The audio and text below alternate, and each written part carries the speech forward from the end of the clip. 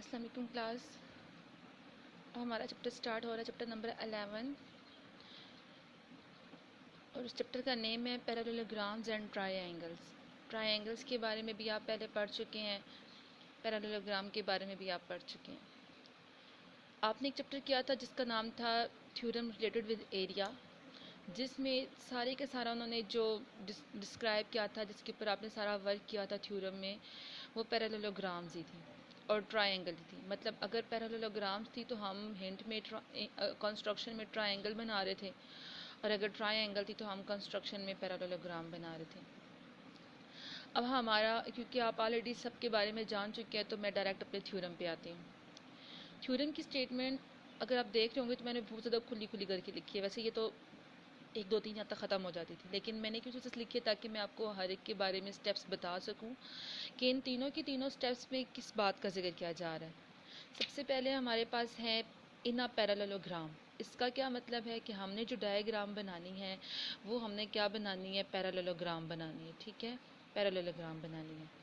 अब उन्होंने आपको थ्योरम में 3 स्टेप्स दे दिए हैं कि आपने क्या क्या प्रूफ करना है। आपने एक बात तो ये आपको जस्ट गिवन जो है ना वो पैरेललोग्राम है। आपने ये प्रूफ करना है कि opposite sides are congruent, opposite angles are congruent and the diagonal bisect each other, कि जो डायगोनल है वो एक दूसरे को बाइसेक्ट करते हैं। सबसे पहले हम आपको ये बात पता है कि अगर पैरेललोग्राम ड्रॉ करते हैं तो पैरेललोग्राम की जो अपोजिट साइड्स होती हैं वो हमेशा आपस में क्या होती हैं, कंग्रेंट होती हैं। फॉर एग्जांपल अगर मेरे पास ये पैरेललोग्राम है तो ए बी सी डी, तो जो ए बी साइड है वो कंग्रेंट होगी। ए बी साइड किसकी कंग्रेंट होगी, डी सी साइड के। और अगर हम ये साइड जो होगी वो इस साइड की कंग्रेंट होगी और ये साइड इस साइड के कंग्रेंट होगी। तो हम यहाँ पे लिख सकते हैं कि जो ए डी है वो कंग्रेंट है किसके, बी सी के।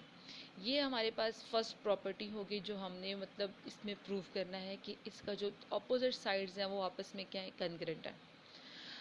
अब हम एंगल्स की बात करते हैं। यहाँ पे उन्होंने कहा है कि अपोजिट एंगल्स आर कंग्रेंट, कि पैरेललोग्राम के जो अपोजिट एंगल होते हैं वो आपस में क्या होते हैं, कंग्रेंट होते हैं। अब हम अपोजिट एंगल बनाते हैं। ये मेरे पास एक पैरेललोग्राम है, इसको नेम दे दिया ए बी सी डी। अब अपोजिट एंगल कैसे होंगे, फॉर एग्जांपल अगर हम ए एंगल की बात कर रहे हैं तो ए एंगल का जो अपोजिट एंगल होगा वो कौन सा एंगल होगा, एंगल सी।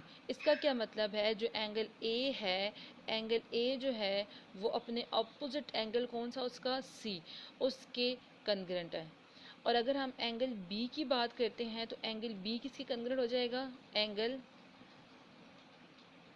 डी के, क्योंकि एंगल बी के अपोजिट साइड कौन सा साइड है, एंगल डी।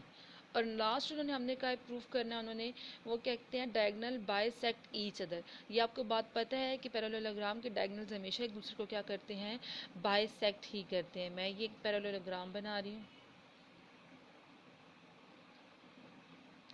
इसको नेम दे दिया ए बी सी डी। तो डायगोनल क्या होंगे, this one and this one, और जिस पॉइंट पर इंटरसेक्ट करते हैं उसको हमने क्या नाम दे दिया, ओ पॉइंट का नाम दे दिया। और डायगोनल्स के बारे में आप ऑलरेडी जान चुके हैं कि डायगोनल्स किसी भी पैरेललोग्राम के तब भी एक दूसरे को बाइसेक्ट करते हैं जब वो इक्वल इन लेंथ होते हैं।